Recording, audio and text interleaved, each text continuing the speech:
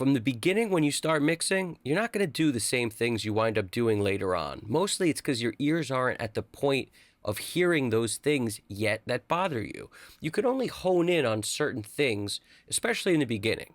As your ears get better, you'll hear more things. That's why when I first started, I wasn't de-essing at all. I really never felt the need to de-ess. But as my ears got better, I realized I need to de-ess because the S's are getting in the way of the power of the vocal. I can't make the vocal as loud because the S's are getting in the way. So how you deal with the de-S's is very, the de-esser, very like different, specific to each mixer. Some people, like Jason Joshua, talk about like 4.5K as the zone he likes to de-ess, 4.5K, 5K, that zone. I actually think that's a little low for me. Whenever I start de-essing around that zone, it really softens the vocal up. Like it takes away clarity, presence, and I don't like that. So I wind up de-essing a little higher up, like 7K.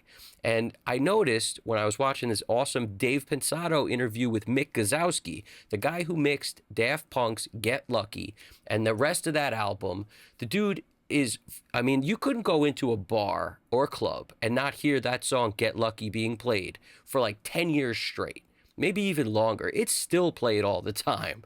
So what I'm saying is, that guy's valid. We have to listen to what he's doing. And Dave specifically brings up how great Mick makes his S's. Like in every single song he mixes, the S's are like perfect. And what does he do?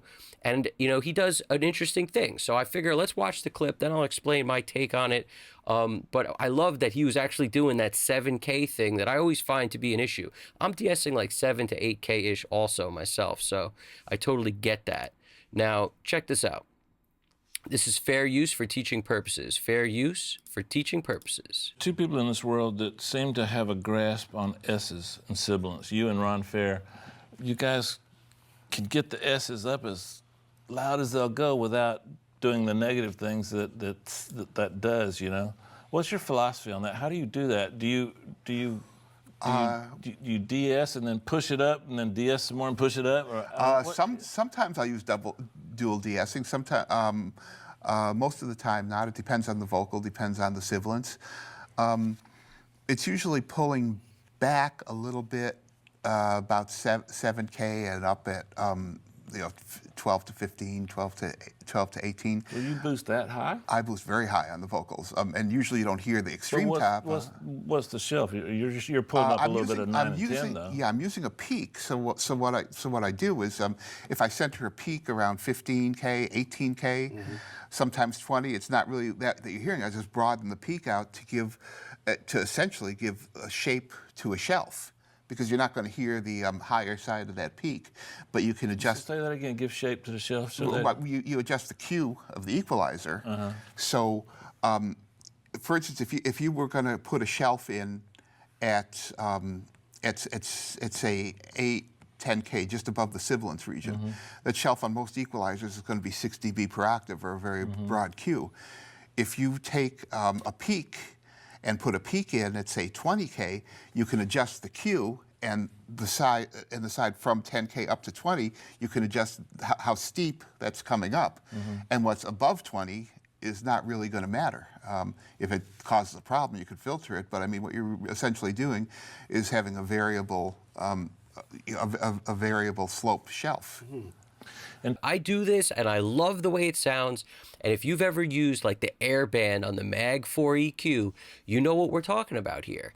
Basically, this is the concept, okay?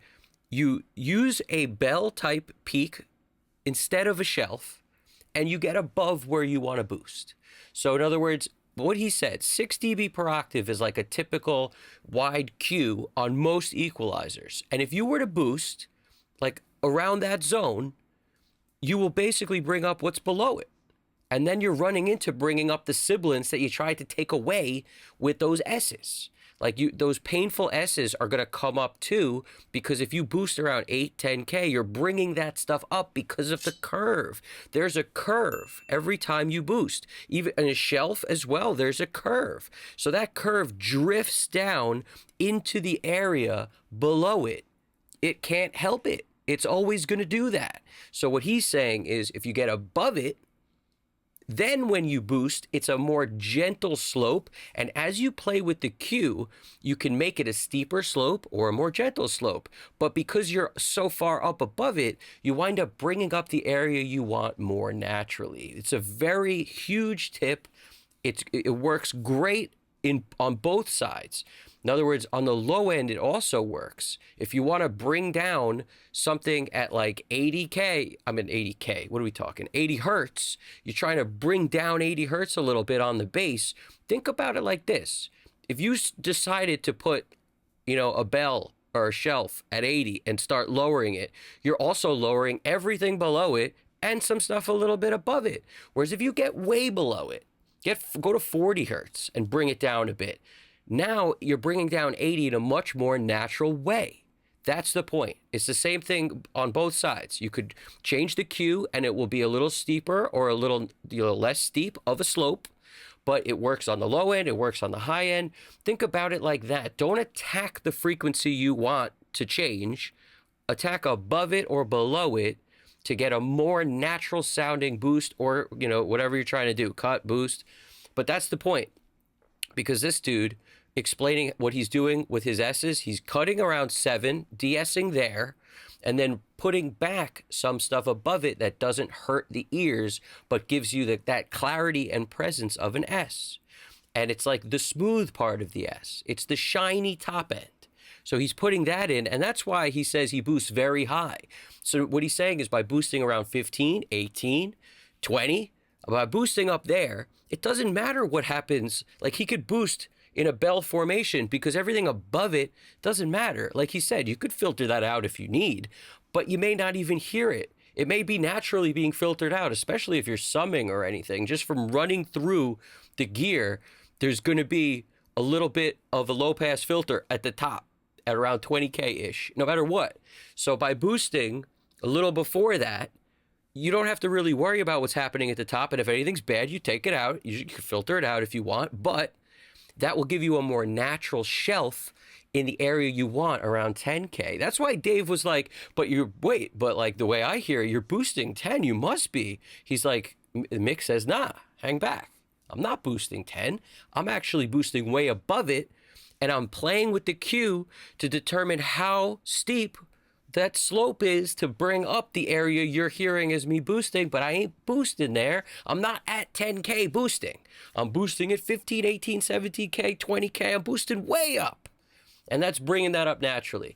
Now, the Mag 4 EQ has that air band, which is a very critical way to kind of give you a similar thing, where it's just like this natural slope to the high end when you start boosting around, as high as it goes, pretty much. So a lot of good stuff here. I use this in every mix I do, and it was always something that made a lot of sense to me. Because once you realize if you attack the actual frequency, you're hurting more than you're helping, this stuff starts to work out. Because trust me when I tell you, as you go through your mixes, it's like you think you're doing things that are helpful when you identify problem areas and then fix them, but the way you fix them determines how much damage you're doing to the stuff also. Like it's all part of the same. So in order to get the presence without causing too much harm, wreaking too much havoc, is the key.